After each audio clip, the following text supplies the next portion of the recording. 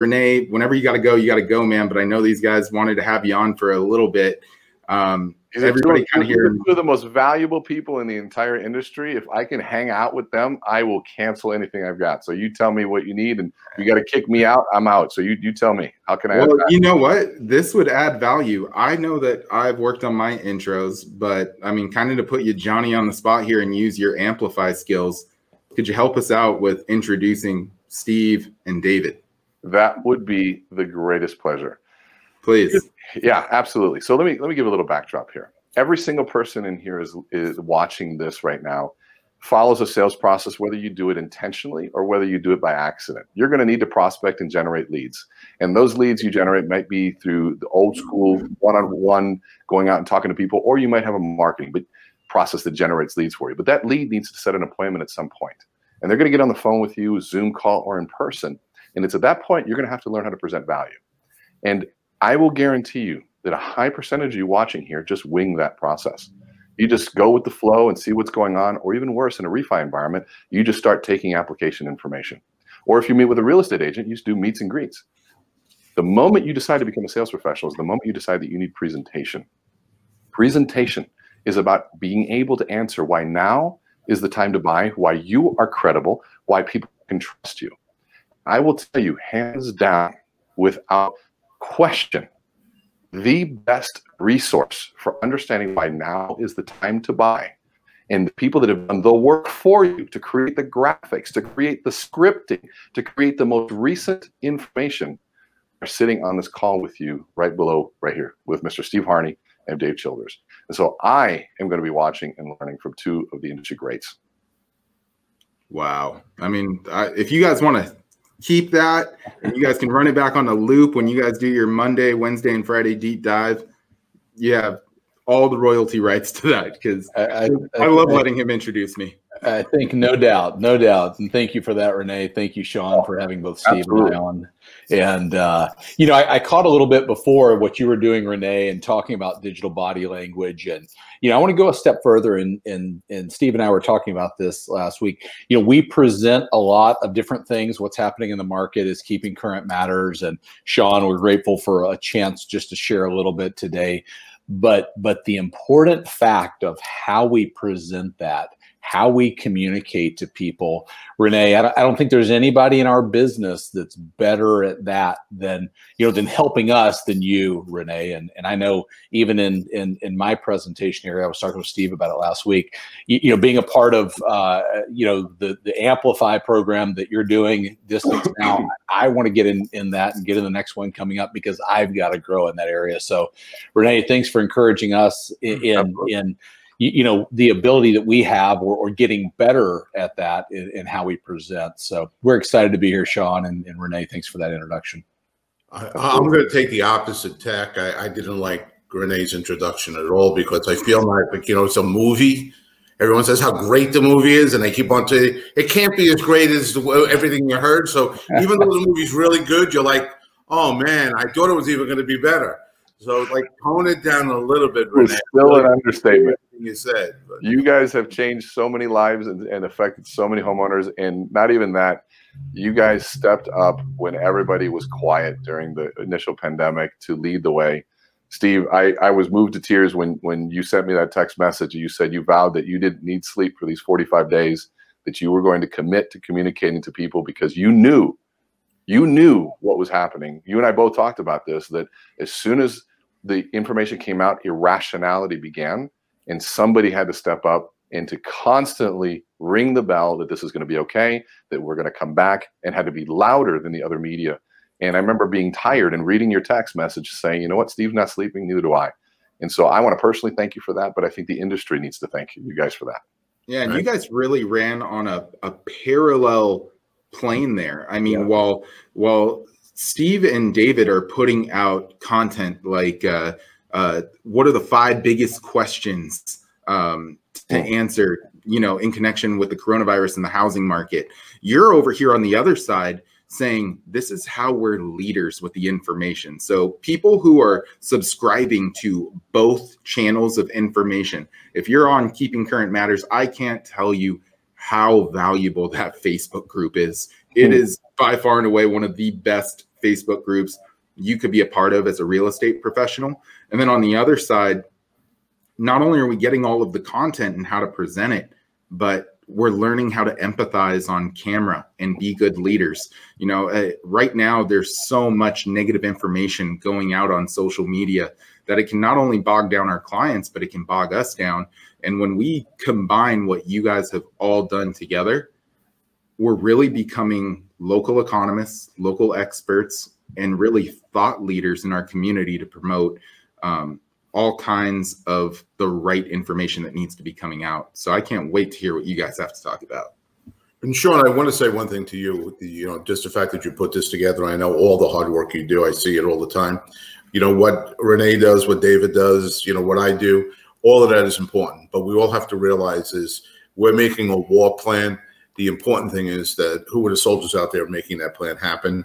And that's you. You're out in the streets doing it every day. That's all the people that are on this call. And those are the people we really have to thank, because no matter how much we do to say this is the way it should be done, someone's got to go do it. Amen. And the people on this call, you deserve so much credit for first bringing back the housing market, and because we're in the middle of that, and we'll talk about that in a second. And that's going to enable us to bring back the entire economy. Absolutely. It's the foot soldiers. It's the people out there actually meeting with homeowners, meeting with buyers. They're the people meeting, getting the, that buyer, that loan. Those are the people who deserve all the credit. But I'm glad that we patted each other on the back so much. That made me feel good. Well, let's jump into it, guys. Like, Sure. What do you got for us? Absolutely. I'll start it here, and I think we want to talk about a few things today, Sean. Really answering this question and sharing some visuals around, are we heading into another 2008 or housing crisis here across the country? And so we're going to bring you some context to that. Economic recovery, why, really the housing market right now is poised to lead us out of this economic downturn we've been in as a country. Yeah. And then there's still a lot of questions about unemployment. All over the country, people have lost jobs, have been placed on furlough or whatever the case may be. And we want to be able to, one, understand that, but also, see people get back to work. And so answering some of those questions is what we'll attempt to do today. So if you're good with it, I'll go ahead and share my screen and share some slides, and we'll start talking about, the market and give some people some information on that. Yeah, please share away.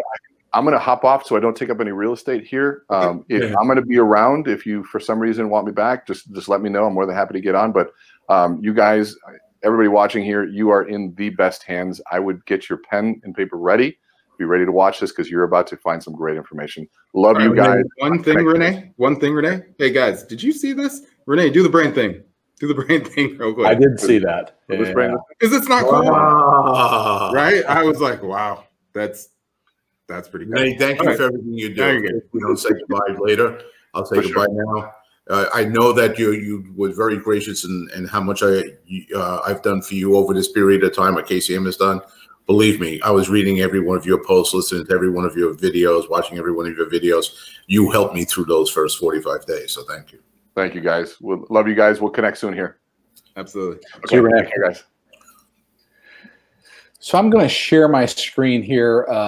Sean, let me know. Yep. Can you see that? I believe what our team did is we went back and we looked at the market in 2008 and started to compare that to the market today so that we can answer that question that we started off with of, are we about to see another housing crisis in this country? A lot of questions about that, really stemming from, like we talked about, unemployment, so many people being impacted during the coronavirus by job loss or being furloughed from their job. And then, we remember 2008 as the last crisis. And so when we start to hear, words like recession, like was, announced last week that, hey, now we're in a recession in this country, we think, okay, here goes housing, and here we go again down that road. And so our team started with prices and said, okay, where were we, with regard to prices back then in the housing crash, and where are we? David, let me just jump in for a second, because yeah, go ahead. you know, you know, figure out what, you know, you're thinking on that. But I just want to let everyone know we're in the middle. You know, since we're the realtors, we're in the middle of this whole thing, and we might not feel it. We're seeing the market coming back really, really strong, but strongly. But we have to realize that our consumers are really gathering a lot of their information from the media. And what David was just alluding to was the fact that the National Bureau of Economic Research just last week came out saying, yes, we are technically in a recession. Now, that didn't really much matter. Everyone kind of knew we were in a recession because they shut the economy down. But once that starts to be headlines and going into a very contested political environment, those headlines will appear over and over again. And when people hear the word recession, they're going to hear housing crash, because that's what happened in the last recession. And David wants to show you some slides to show how this is different this time than it was back then. Yeah, yeah. So Sean, go ahead. You know, that's not a slide, but you know. Yeah, go ahead and go to slide 4. We'll get this started with there, because that's that first piece right here that we were talking about. What's happened with prices back in 2008? One more, as compared to today. So perfect, right there.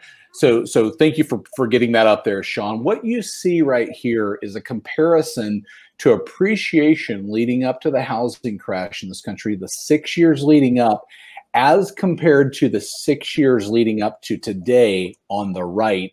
And just visually, when you look at it there, you can see that the appreciation back then was much higher than it is today. And even at that time back, with appreciation, I think it's fair to say that we had runaway appreciation in this country in residential real estate. And, when I think about runaway appreciation, I think about watching a Western movie and somebody, runs into town and they say there's a runaway train coming. And at that point, we know something bad's about to happen. And certainly then when our business was at the epicenter of the downturn, bad things did happen in housing. And while we've had appreciation for the last 6 years, we have not had it to the degree that we had back then. And I think it's fair to say that back in the housing crash, that runaway appreciation led to a lot of the issues that we faced.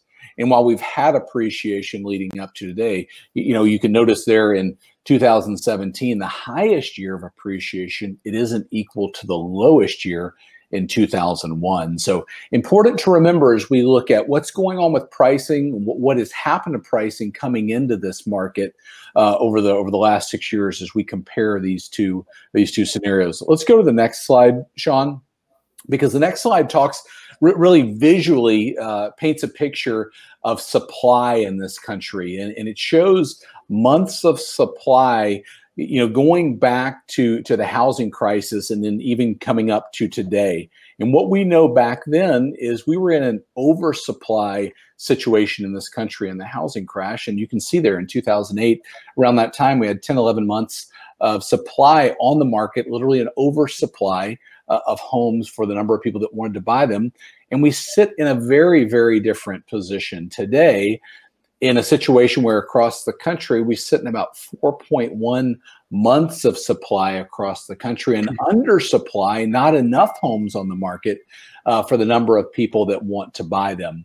So, I love this. I love this because what happens is we all remember 2010, and sometimes it gets completely just vilified. Everybody, if you've been a real estate agent, you've been in the market for 3 years, you hear stories about 2008 through 2012 and like houses were going for pennies on the dollars, and it gets very dramatized. It was a hard time. It was a hard time for anybody that was in the industry, but I love how you guys put it here visually. 2010 looked like this, and we hear all the time, like I see in so many real estate agent and home builder videos right now, hey guys, we have low inventory. Well, what does that mean? Well, this is a great visual that everybody should be sharing, because this is actually what it looks like. We can compare it back to 2010. Right. Right. And I agree with you, Sean. You know, just being able to look at it this way, and you can visually see how much more inventory, we had on the market back then as compared to today. And even the undersupply right now in this, the seller's market example is putting upward pressure on prices across the country, as there's less supply for the number of people that want to go out and buy a home today. Let's go to the next slide, though, because I think it'll start a conversation that's very important today. And this is a representation of the total home equity cashed out the 3 years leading up to the crash compared to the 3 years leading up to today. And on the left there, you see that over the 3 years leading up to the housing crash, $824 billion was processed in this country as cash out refis. And think about that, back in that time, people harvesting equity from their homes, then repositioning that equity into depreciating assets, maybe funding lifestyle, going on vacations, thinking this is not going to end. This will never end. And we know it did. And we know the problems that we had there. I mean, it's pretty much like they, were treating their houses like they were ATMs almost. Absolutely. Absolutely. I couldn't have said it better myself. And that was really what was happening at that time. Now let's look at the 3 years leading up to today, where $247 billion has been cashed out as cash out refinances, really a fraction of what it was there. And I would say this, Sean, it speaks to a couple of things. First, it speaks to people handling equity in their homes very differently today than they did back then. And what I would say about that is it speaks to, I think we can say, lessons that consumers, learned back then. And they say, I don't want to repeat that lesson again. I don't want to be in a situation like I was then, and I'm going to protect that equity in my home. And so as we compare these two markets, we see very different fundamentals inside the market. Go to the next slide, because it'll kind of speak to this equity position as well. And as I do that, I want to kind of unpack one thing that we've been hearing from the mortgage side, because I think it's important that both real estate agents and home builders hear this. I'm curious to see what the 2020 numbers will look like when it comes to refinances, because I believe, if I have the numbers right, in our best year in mortgages, our best year, which is actually last year, we did over $3 trillion in mortgages. Now, to quantify what a trillion is, if you were to give somebody $1 every second of the day, that's $84,000. You'd have to do that for 31,027 years to equal $1 trillion. Wow. Okay. So that's a lot of money. On our best year, we did $3 trillion. This year, NAR, MBA have estimated that there's over $11 trillion in mortgages that could be refinanced. Now, when COVID started to happen, cash out refinances got a lot tighter for the guidelines, but everybody was going because of the interest rates, removing PMI, things like that. So keep in mind, we're trying to fit $11 trillion in just refinance mortgages. Okay. So add another $1.5 trillion for, purchase mortgages. We're trying to fit that into an industry that's used to doing about $3 trillion, with half the workforce at home and appraisers, going through their bit, with only being able to go in some houses, not go in some houses. I mean, it's going to be a very, very interesting number in 2020 as far as that cash out goes. I agree with you entirely, Sean. And I want to tell everyone on the call here, the only person that has a tougher job than we do right now is the mortgage professional you're dealing with. And hopefully that is Sean, because he's bringing you great content. They have the most difficult job in the world right now, because they're under tremendous amount of pressure from two fronts: the refinance front and the purchase mortgage applications are skyrocketing. It was announced just yesterday at the highest level in 11 years. So it's all of that volume coming in there. So we have to be very, very patient. But I want you to understand a little bit difference between what David is saying and what Sean is saying, and they know the differences. But I think that refinancing your home is a good thing. So if we led you to believe that's not the case, I apologize. No. Refinance is a good thing, because many times you're refinancing for a lower rate and saving money every month on your mortgage payment. Yeah, I was just looking at it in connection with this slide right here. You know, like how much money will be taken as far as cash out. That'll be interesting to see. Very interesting. Very interesting. It will be. But all right, go ahead, guys. I didn't want to take over. I just wanted to add that. No. I think that point, you know, of even today being able to, there are a lot of relief that people have felt from going through a cash out refinance to free up dollars. They wouldn't be able to do that if they didn't have the equity in their homes to go do it. And you look at this slide here it came from John Burns Consulting, which is a consulting firm that you know, consults in our industry with big hedge fund owners, publicly traded builders that need data. And they give us the percentage of equity this year. And it starts out with 42.1% of the homes in this country are owned free and clear. They don't have a mortgage on them. 16.6% of the homes have at least 60% equity. And you can go around the pie to see the remainder of that, but a significant amount of equity in homes that allow people to be able to weather the storm if they need to, economically speaking. And so that's a very, very good thing. And another thing that would be a difference, between here in 2008 is just the strength of equity in homes across the country. And it's summed up by the next slide, Sean, if you want to hop to that. And if we combine that, we know that almost 60% of the houses, 58.7 of them, have at least 60% equity. And we know that 42.1% of the homes are owned free and clear. They don't even have a mortgage on them. And CoreLogic tells us that the average equity of a home with a mortgage is $177,000. So going back to that original question, where in 2008 we saw people, walking away from mortgages or from homes where they literally owed more at that point than what they were able to sell it for, they walked.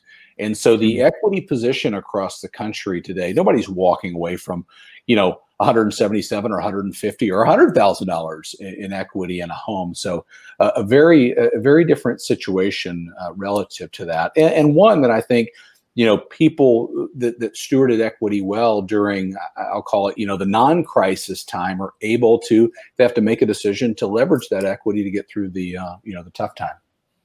Absolutely. It brings up this question too. I want to share two more slides before I turn it over to Steve, of forbearances, something you and I have talked about, Sean, of the state of forbearances here. And this was an interesting fact that came out from Black Knight. It says of all active forbearances which are past due on their mortgage, 90% have at least 10% equity in their home. Now, what's important about that? That means they could transact the sale of that home and not write a check for it. It would still be positive, pay commission, and we know that 90% of those homes are in that situation. Certainly not saying that 90% of those are going to default or anything like that, but it helps us make sense of those homes in forbearance. If they had to do something, they could do it. It wouldn't be a situation where they would they're underwater, or they couldn't make something happen relative to the sale of their home, because as more of this talk kind of continues around recession and economic slowdown, we've got to remember that recession, and be able to boldly say this, recession does not equal housing crisis. Recession equals an economic slowdown. And we've seen that no matter where we're listening to from today, the towns that we live in, restaurants and businesses and other things have had to slow down. We're fortunate in our business where there, at times, can work from home, certainly across the country in different states. Real estate has been essential and non-essential, but we've been able to serve clients, been able to get the information out to clients during this time. But what our team did, Sean, is we went back and looked at the past 5 recessions in this country and looked at the impact of home prices. Can we make these slides available to people afterwards? Absolutely. I'll send you. You can send those out to anybody. You've got them now. Awesome. Do whatever you want. These are incredible. I love this slide. Go ahead, please. Yeah. Everybody take these. Sean will show you how to get those. But we remember 2008 when homes across the country lost almost 20%. But if we go back and look at prior recessions going all the way back to the mid-70s, we know that of the 4 recessions then, One of those had depreciation in prices, but 3 of them had appreciation. Matter of fact, 2 of those times over 6%. And so when we look at recession, previously in this country, we can clearly say it doesn't equal a housing crisis. A recession equals an economic slowdown. And being able to get that word out there as people, make a decision and say, hey, I'm going to wait, or I'm going to do something based on, the thought that we're going down the road of 2008 again. So absolutely. Yeah, this just visually paints that picture. Yeah, and I mean, we hear about it so many times where, we'll see it on CNBC and they'll say, okay, in February, we experienced a recession. Now, to the average person, they think, hey, 2008, boom, what's going to happen all over again? Well, I believe, and I'm hoping I'm saying this right, a recession is basically the GDP went negative 2 consecutive quarters.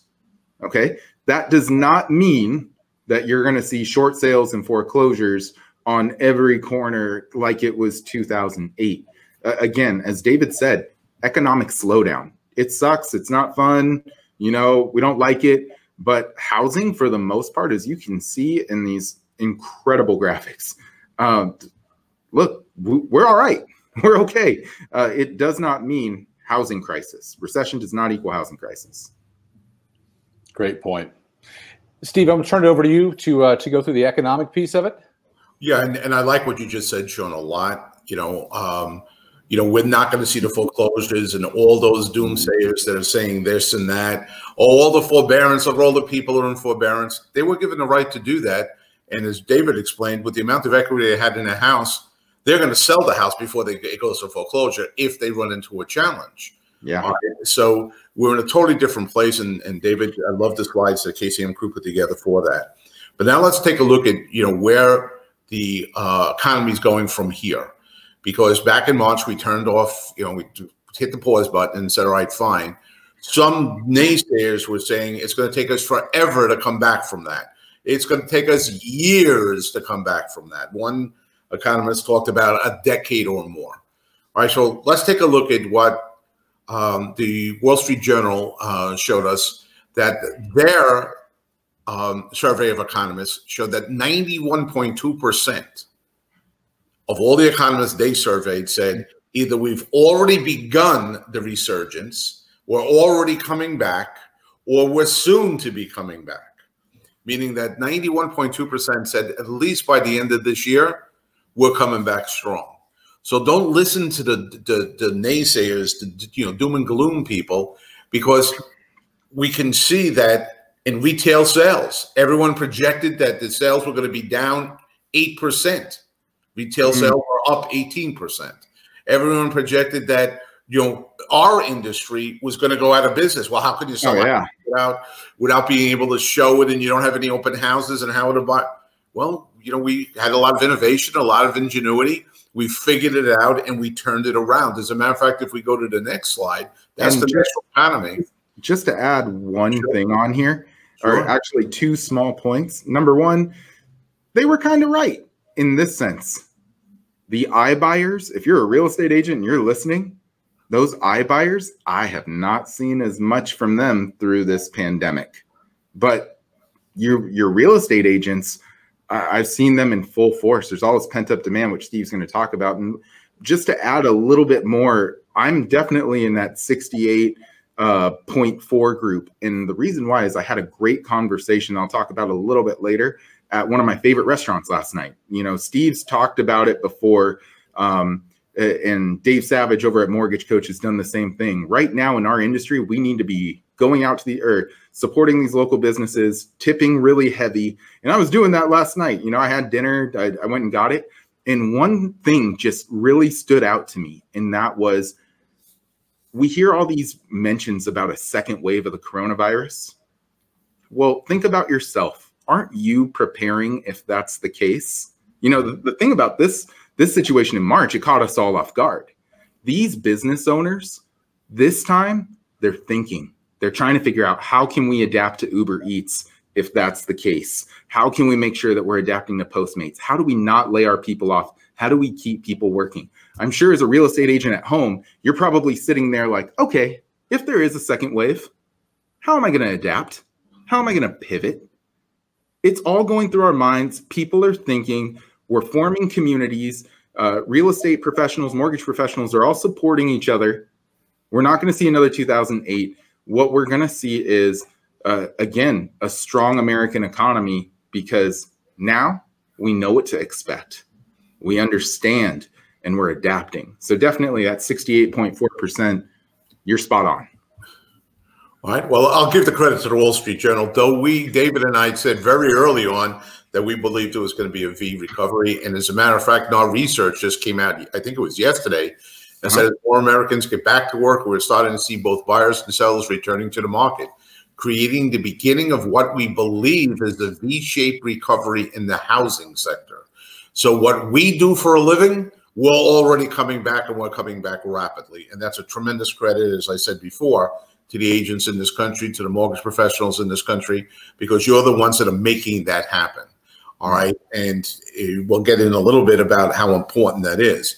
But that's the housing industry. If we go to the next slide, let's take a look at what the same group of economists that were surveyed by the Wall Street Journal, what they're saying is going to be in the overall economy. 69% say it's going to be a Nike swoosh, which we'll talk about in a second, and 13.8% say it's a V-shaped. And then, you know, going straight up and straight down. Now, I want everyone to understand that the reason I put 82.8% of economists survey say it's a form of a V-shape, 60 days ago, the term Nike swoosh didn't even exist in economic lexicon. All right. So what they had to do is, it's not going to be a straight up and down. It's going to be straight down and a little bit of an angle going up. So it looks more like a swoosh, which is very appropriate for your neck of the woods, Sean. Yeah, right? Just do it. So it's going to be a little bit protracted out to the third quarter, fourth quarter. That's where it's coming back in. But that's still a V-shaped recovery. Unlike a W where it's bouncing along the bottom, people were saying it's going to lay on the bottom for months and then come back. And some said it was going to be an L, you know, where it's going to drop down and not come back for a decade. Well, ladies and gentlemen, those numbers are dropping dramatically. And as the numbers start coming in, more and more economists are saying, man, we're shocked. It does look like it's going to be a V-shaped recovery after all. So please feel very, very confident that we could make real good hay right now. Don't be sitting back waiting for something to happen. Make something happen. Now, I will tell you the single biggest opportunity for everyone on this call is the next slide.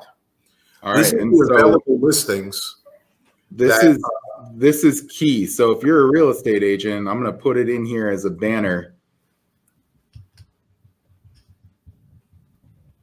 We're gonna watch this. Okay, next slide is clutch. There you go. All right. So now let's take a look at what this slide shows. The blue line is the number of active available listings through 2018 from January to December. The green line is the same exact thing, number of active listings from January to December for 2019. The orange line is this year. Ladies and gentlemen, the number of active listings is so low.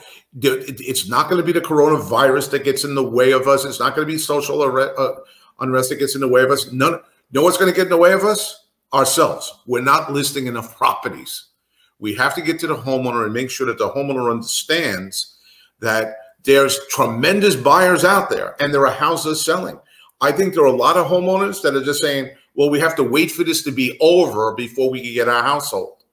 We have to be with a bullhorn telling, listen, ladies and gentlemen, there are houses listing, there are a ton of buyers out there, and there are houses selling. Because that orange line, we have to get that much closer to that blue and green line as we go through the year where normal inventory would be. That's your charge on this call, all right? What we could do to help the housing market, what we could do to help ourselves, what we can do to help the real estate industry and the overall economy is make sure that we're helping the families in our neighborhoods understand what's truly happening. Because they are confused about what's happening.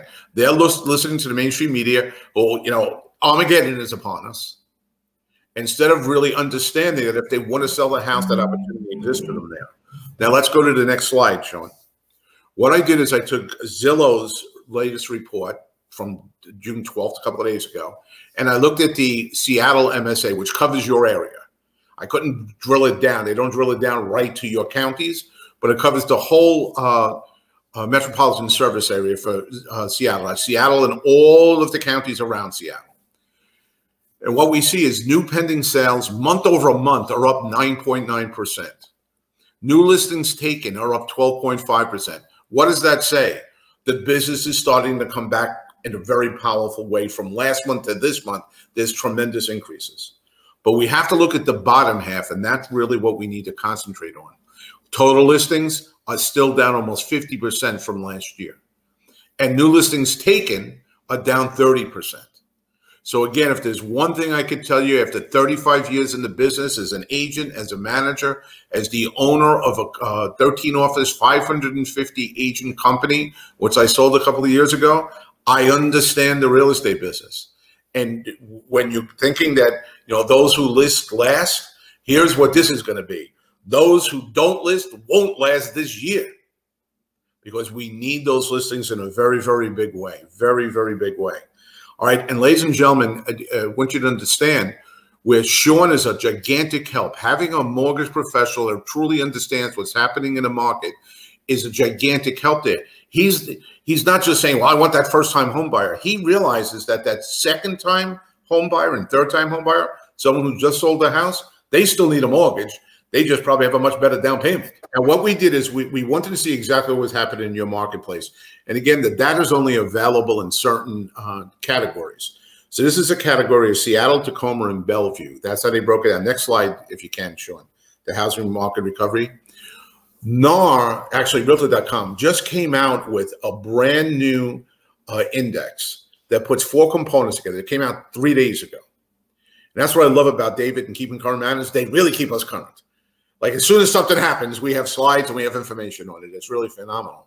This index combines 4 components: the demand, how much demand is out there, how much supply, what's the pricing, and how many days on the market. And they add those together in a weighted format. And what they show is that at the beginning of the year, your region was doing really well. It started off great, slide a little bit, and start coming back up again. So going through right before the pandemic hit, you could look like you were going to have an unbelievable year. Then, of course, everything closed down and everything came crashing down. But since that time, about mid-April, what has taken place is you've gone all the way back to where we started on February 1st. So what I will argue is that we're right at the precipice of this spring market, even though it's the summer. And what's interesting about this is taken from us and pushed back until now.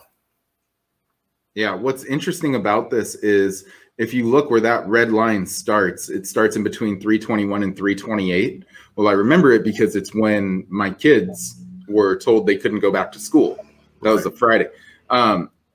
The governor had actually, right on that day, said he put in the stay-at-home order. And for the first week and a half, like I was telling David in our prep call for this, real estate agents were deemed non-essential.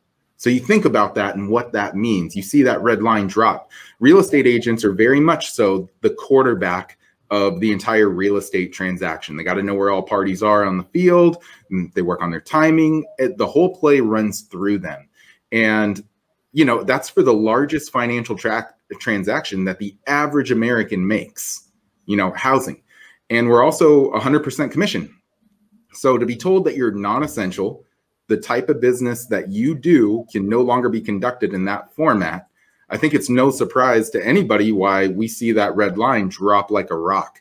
And then as you can see, as we started to open up, because now we're starting to open up in different phases in the counties now, that green line is quickly making its way back up. So this is an amazing graphic. All right, so what we're saying is you're in a really good spot in where you are. All we have to do is keep it going. Sean's 1,000% right. And I like what he said about the fact that we're so essential. As a matter of fact, if we go to the next quote from the National Association of Home Builders, they actually said exactly what Sean just said. And a sign that housing stands poised to lead a post-pandemic economic recovery. We're essential to the country coming back. All right, builder confidence in the market for newly built single-family homes jumped 21 points to 58 in June, according to the latest National Association of Home Builders Wells Fargo Housing Market Index. So the builders are gaining more confidence. They're out there. And if we jump to the next slide, Sean was good enough to get us information from, if I'm saying this right, Sean, please correct me if not, Kitsap? Yes, Kitsap County, yes. Kitsap County. So we use this as an example.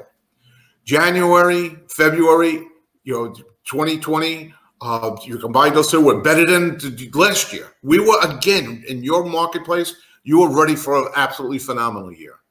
Then March, you got the houses sold in March, and then all of a sudden in the middle of March, bam, it hit. And look at April. Oh, it disappeared. Yeah, and at that time, at the end of March, all residential construction was called to a halt by the governor. So you can see it in the stats. I mean, they're not lying. All right. And then in May, and you should show this, in May, all of a sudden you took that back again. Here we go. So that right now, through May, you have more new housing starts this year than you did last year, even with being in the middle of a pandemic. And the nice thing is, nationally, those numbers are almost exactly the same as far as the graphs are concerned. So housing has come back in a very strong way. That is two reasons that's very important. What did I tell you right from the beginning? The single most important thing you could do is build inventory. What's the biggest objection a seller gives you for the last 3 years? Well, all right, I can sell my house. Where am I going to move to? Huh. Ladies and gentlemen, guess what? The builders are taking care of that objection for you. What do we know? People are saying, I wish I could redesign my house. I wish I could put a gym in it. I wish I could have an office. You know what I need? I need a video room because I'm doing so many Zoom calls with no matter what business they're in. Well, ladies and gentlemen, here is their opportunity. They're sitting on plenty of equity. Take that equity out and have a house built exactly the way they want it. With that sale, they can get into the new construction. Sean can help them with the mortgage getting into the new construction. And ladies and gentlemen, if there are any builders on this call, please be very friendly with them. They are giving you access to more listings with the more building they're doing. Don't think of new construction simply for the first-time home buyer. Right now, think about it for every one of your sellers, that's an option for them now. Take the major objection away. So that's the first thing. It will get you more listings. Second thing, let's look at the next slide, and your builders will want this slide, Sean. They'll want to put this up in their office. This is the residential fixed income, meaning the amount of money that is put into the economy when they build homes as a percentage share of GDP growth during the last 5 recessions. So let's explain it. Normally, new construction on an annual basis is about 3.7%. The years coming out of a recession, that number jumps dramatically, meaning last time in 2008, housing was an anchor to us coming back. We caused the mortgage meltdown, the overpricing of houses, people getting crazy. We caused the 2008 challenge. But as David showed you before, normally we're leading everybody out. We're not the anchor to the recovery. We're the wind behind the sail of the recovery. And we can see in each one of those recessions that happened. Even in 2008, new construction helped lead us out. The reason it wasn't strong enough, back then they were overbuilt. So they couldn't build a lot more houses. Now we're way underbuilt. We're underbuilt in this country by over 1 million homes. So again, if you have a builder that you know, hug them. They're probably the most valuable person to your future and this economy's future. Get them building, help them with that. Get those houses sold. Because I'll give my last slide, then I'll turn it back to David. My last slide is, this is the impact it has, ladies and gentlemen. And every new construction that's done, the average economic impact on one house sold in the U.S. is $88,416. That's a new construction. A resale is about half that, a little less than half that, about $43,000. But every time a new house sells, $88,000 is put back in the economy. As a matter of fact, David looked it up in Washington.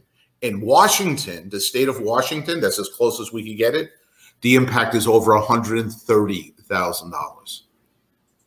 People buy furniture, people do this, they hire the attorney, they hire the surveyor. all that money comes back into the economy. So we can help drive this thing right now by making sure that we're selling houses, the existing sales market, and we're helping the builders get their houses sold. If we do those two things right now, the economy where you are will be driven forward, and that will drive the national economy forward. We have to all, the builders, the agents, and the mortgage professionals have to team up together as one unit and go at this thing hard. Because if we do it that way, the listings will come on the market and the economy will come back. That is one little glip in this whole thing that a lot of people like to talk about. And that's, well, Steve, how could you get so excited about it with so many people being unemployed? So, David, why don't we really take some of the what's the word? Let's make it a little bit, bring a little clarity to it instead of making it terrifying. Yeah. Right? Yeah, I think that's right, Steve. Everything you've said, the economy, we've talked about the economy coming back, real estate leading the way, the fact that experts agree the U.S. economy won't come back until the real estate market comes back. And then we have this question of jobs, leading a lot of people to say, okay, if we have so much unemployment in this country, and we do have a lot of unemployment, what's that going to do to the housing market? And even maybe some people saying, you know what, I'm going to wait. I'm going to see how this shakes out. Sean, I'm going to check in with you real quick. How are we doing on time? We got a few more minutes left. I mean, probably about, say, 5. Okay. Let me try to run through this pretty quickly because I want to do a couple of things. Let's go to the next slide because it gives a complete look at unemployment. Now, weekly unemployment will come out tomorrow. That's projected right now. Wall Street's expecting a number of about a million people filing for the initial claims of unemployment. But you see here on the orange bar, about 44 million people across the country have filed for unemployment since this started. But the blue bar actually shows you who's currently collecting unemployment, which is about 21 million. Now, I'm not suggesting that 21 million is a good number. It's a terrible number. And if there's one family or one individual in this country that wants a job and can't get it, we need to figure that out. But it helps us bring clarity. If you turn on the news, you hear somebody say there are over 40 million people unemployed in this country. Well, there are people that have filed but actually not collecting. Now, the good news in unemployment, if there is a silver lining to that, is in the next slide. It's in the May unemployment report we got, almost 2 weeks ago, that the economy gained 2.5 million jobs, largely led by the service sector. Folks in the food service business, think about that as bartenders and servers and coming back online. And you can go through there. I won't read each one. The one that surprised us the most was retail. We're seeing retail come back online. And we know that in this, that May, if you show that next slide, it's a quote from CNBC, that May was the biggest job surge in U.S. history since really the Great Depression. And we saw this pause button pressed on the economy. And then, as soon as people can get back to work, they're ready to get back to work. But I want to cover one thing. If you can fast forward through the next slide, because there were some questions about the jobs report. Let's go to the next one. And I would really say that there was a footnote in the jobs report. This wasn't something that somebody caught. It was rather them alluding to the fact there may have been miscalculation or classification in the jobs report. And I want to read this real quick. It says some people who should have been classified as temporarily unemployed during the shutdown were instead misclassified as employed, but absent for other reasons. And other reasons are usually people taking leave to go on a vacation or jury duty or take care of someone. So what are they saying there? They're saying, hey, we noticed that some people that should have been classified as temporarily unemployed checked off they were absent for another reason. Maybe that, we can't get into work. Our boss said we're going to come back in a couple weeks when this is over. So not something that is, was an aha or a gotcha or caught in this. It was a footnote in the unemployment report. So what the Keeping Current Matters team did is we went back and we looked at unemployment, how it has been published. And again, the Bureau of Labor Statistics hasn't changed anything at this point. And we added back in, what if we went and counted those people? So Sean, go to that next slide. And this is the great news. with or with that ad in there, either way, the unemployment rate improved. That's the story there. That's the news. And again, I'm not suggesting that with almost 21 million people collecting unemployment in this country, that's a good thing. But what is a good thing is the unemployment rate month over month is improving. People are able to get back to work. Businesses are innovating where they can bring people together safely, and there are questions still to be answered across the country. I'm not suggesting there aren't, but what I am suggesting is that we're heading in the right direction. And our prayer is that we continue in that right direction, that more and more people are able to go back to their jobs, more and more businesses are able to function, so that they can provide the livelihood for themselves and their team. But the last point, and I'll end on this, what nobody, in the next slide, Sean, is debating right now is that employers added 2.5 million jobs in the month of May, blowing Wall Street expectations out of the water. And we're so thankful for that, right? Economists had forecasted a loss of 8.3 million jobs. So if there's ever time to be wrong, we want them to be wrong in this way. Economists said, look, we're going to lose almost 8.5 million jobs, 8.3 million jobs, but instead we created 2.5 million jobs. Certainly good news to see there, and we expect and hope for, as we go down the next few weeks and are able to see the June unemployment report, that trend continues.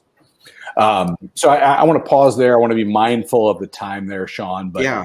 Know that our team, however we can support you, and listen, you and I talk about this stuff a lot, and they are lucky to have you partners on this call to bring this information. However we can support everybody, know that Steve and I and the whole KCM crew want to do that.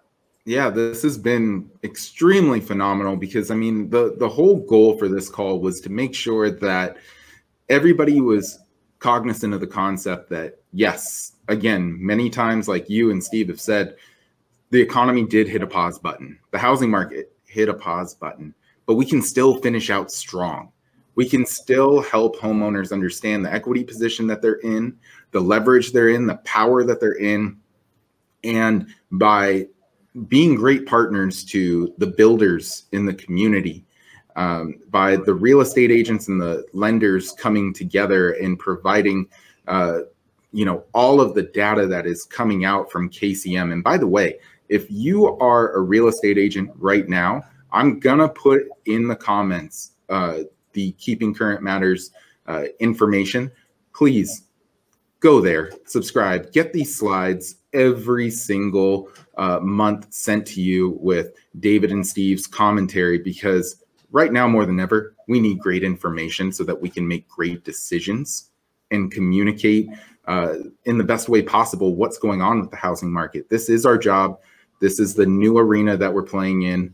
And, our customers are requiring this right now. They need this information. So I'm so excited that you guys were able to join me on here. Thank you, Sean. We're very much. All right, guys. Well, every Monday, Wednesday, and Friday, they do a deep dive in the Facebook group. To be part of the Facebook group, subscribe to the service. This is, again, the best content that you're going to get inside of the real estate profession. And you guys, any closing thoughts or words? We are grateful for the partnership we have with you, Sean. And I would say thank you for bringing all of this information to everybody. I know, Renee, you started out with Renee and Steve and I on. You've got Barry on tomorrow, somebody who's great. Actually, Barry's on in 15. Oh, is Barry on today? I thought he was on tomorrow. Yeah. Great market knowledge there. So thank you for everything you do to get the message out there. Thank you so much, man. Thank you so much. And ladies and gentlemen, this is how I'm going to end it. I'm going to tell you, the next time you see Sean outside of this social distancing situation, hug Sean. Give him a really good hug, because let's just look at today. We don't do a lot of webinars because we get hundreds and hundreds of requests. Sean has that national reputation that we wanted to be here with him. He had Renee Rodriguez, one of the biggest speakers in the country on what Renee handles. He has so much respect for Sean. Right behind us is a guy smarter than us, and Barry B, giving you all the great mortgage information. Just think about for a second that Sean has that rep, that we all admire him so much. that we all said, no, Sean, if you're doing something, we're in it. All right. That says something about Sean. So if you are using it, realize you've made the right decision. If you're not using his services right now, please reconsider that, because if he could bring this group of people together, you know that the industry thinks he's one of the great mortgage professionals in the country, not just in your region. Thank you very much, Sean. With that, guys, we're going to wrap up, but I appreciate you both so much. I will continue to subscribe to the service and promote you guys because, again, I think you have the best information out in our industry. So, guys, thank you so much. And everybody, remember, keeping current matters. Take care. Thanks, Sean. Bye-bye.